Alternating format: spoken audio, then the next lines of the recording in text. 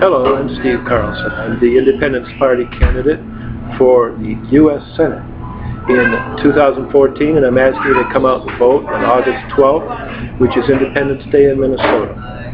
Now, I recently received a blessing, and a book I opened to this, Words to Moses, the patriarch of some of the world's great religions, and the word is, quote, "Hear the statutes and decrees which I am teaching to you to observe, that you may live and may enter in and take possession of the land which the Lord, the God of your fathers, is giving you." That's in Deuteronomy 4. Now, this is not a sermon. It's not being a spiritual leader for the land. It is a blessing I received today because it speaks out of Moses and his time directly to the issues I consider key to the decision we have before us as we vote August 12th to choose candidates for Congress, and in particular the U.S. Senate. Many of those who seek federal office on that day are Christians, as were our founding fathers.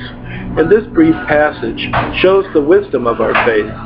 We know that those statutes are not the sum total of our faith, but they are the foundation. Jesus himself taught that he came not to abolish the law, but to fulfill it. And it is to us, all Americans, and those in the Middle East, to fulfill those statutes so we may live, enter into, and take possession of the land God intends for us. Not everyone has equal possession of our land, except through God. But God will give us possession through these statutes and decrees as fulfilled. First, God said to Moses, "You may live." The words of God give life, and living is what we're doing here in 2014. If you look at history, this is how we became a country, establishing possession of this very land. Isn't that amazing? And it's true. We are living in the land given to us through the statutes and decrees as fulfilled by God. And let me remind you that Moses worshipped the Christian God, the Jewish or Hebrew God, and the Muslim God. We in turn have taken those statutes and decrees for our own purposes, applications, and interpretations. Go into any American court today, and you will see lawyers and judges also using these statutes and decrees for their own purposes. It's an adversarial legal system. Attorneys on both sides use these statutes to paint their own case, and the judge, another lawyer, chooses which version to buy. Unlike Europe's civil law system, the judge does not apply or give effect to our Constitution or our laws or God's statutes and decrees, unless those are found in the case of the litigant to whom the judge shows favor. But what this scriptural passage shows is you cannot come into possession of the land except that you live, and live in the light of his statutes and decrees. That, as you know, is a powerful statement and may raise some objections, such as legislating morality, establishing a state religion, imposing superstition as a claim to land, or mixing politics and religion. But there are overriding relevant issues for today here. You cannot enter into, take possession of, let alone live, except through God's statutes and decrees. You cannot take land through war, through racial or gender voting, or through injustice. You cannot disregard these statutes and decrees and live in the land. This is God's wisdom, and may not always make much sense to you unless you take it in and think it over.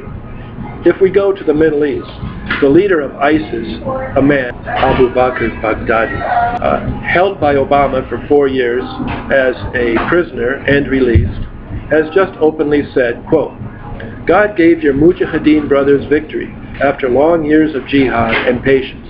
So they declared the caliphate and placed the caliph in charge. This is a duty on Muslims that has been lost for centuries," unquote.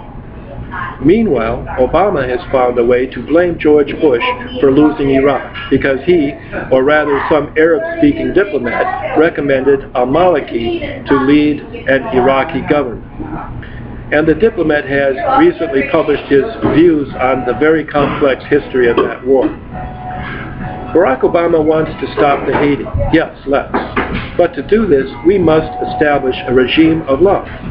And we have that. We have this beautiful bounty, this rich blessing from God, which does not belong only to the Christians. But this body of wisdom, fulfilled by the grace of God, has been given to us and is the cornerstone of our nation. And our nation is therefore a great gift to right our nation and right our lives, to live, to enter into the land, and to take possession of the land according to God's will, the God of Christians, Jews, and Muslims, and who loves all regardless of race or religion. A true equal opportunity God who does not discriminate except against sin. Partisan politics, blaming individuals for failures, and seeking prosperity through the force of manipulating votes or wars using force of arms to lay claim to land, do not achieve what Christians call blessings or providence, or what secular people call bounty. If we continue to either support or attack leaders or decisions based on gender, based on race, or based on the sheer power of wealth, then we will surely fail. We will not live the life we have been given. We will not enter into possession of the land that is given us. We will not take possession of or develop that land. Regardless of the fact these principles came from the God of Christians, in the beginning was the Word, or of the Israelites, or the God of the Prophet Muhammad, or of the Founding Fathers. Today we hear, you're on the wrong side of history. We'll get a bunch of politicians, a bunch of judges to totally turn upside down your world. Now straight is queer, and homosexual is gay. Now you can be bashed from the bushes or knockouted from the streets. Your women will be in combat. You will give up the land you occupy to fight terrorism. You will give up your health care and your education. It will be handed over to the state, and anything else that a coterie of special interests at the DFL decides, using New York celebrities to impose on you from time to time. Post-history even. Disregard the statutes, decrees, U.S. Constitution, even the laws passed by Congress, because the junta in Washington now reigns. People in the White House even threatened Tea Party members of Congress with arrest and trial for treason if they defunded Obamacare during the near shutdown in 2013. Out of the first shutdown came sequester, the downsizing of our military, as well as domestic programs that serve a vital purpose.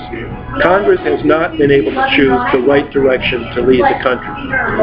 That direction must be based on justice, on a willingness to inquire into the truth, into the possible, and look forward toward our responsibility to the future. I will refer to God's Word again when I talk about the economy. And I think people of all faiths should be encouraged to give their all to political debate. There is no separation of religion and politics, or that vacuum will be filled by the bizarre and even the evil. We will lose touch with reason or logic. Look, we need real opportunity for black males, for brown males, Asian kids, and Indian males to get the real stuff, the math and science, technology, and the business acumen, so they can be integrated economically.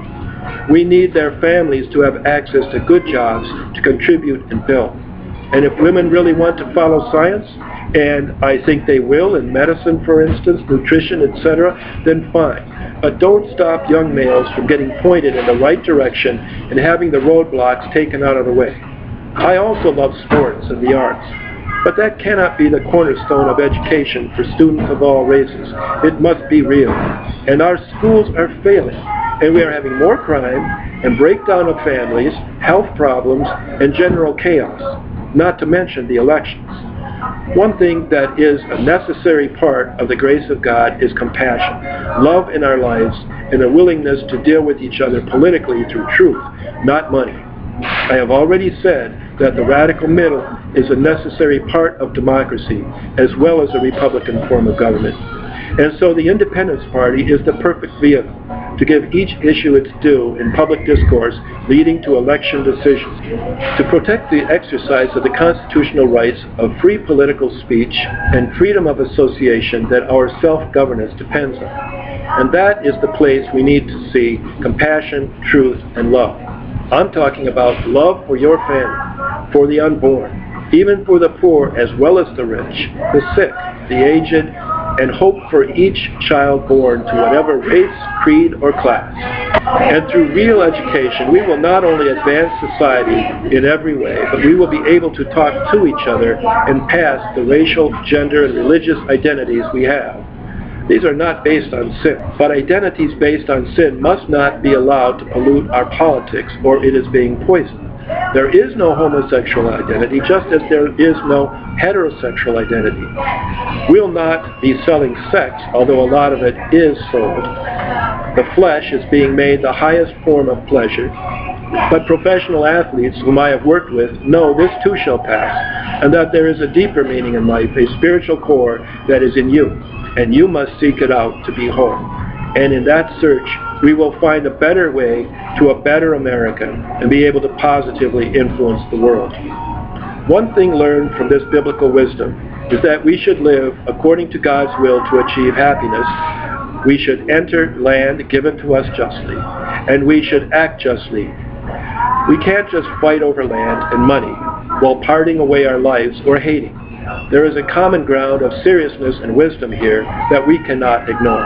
I want to have this talk in the general election with Al Franken, in which, as I've said, I want to put all silliness and hating aside and address how to achieve a blessed society. To do that, I need your vote for U.S. Senate on August 12th in the primary election for U.S. Senate, the top election on the ballot as you vote. And I don't see this as right-wing or Christian fundamentalist or religious fanaticism.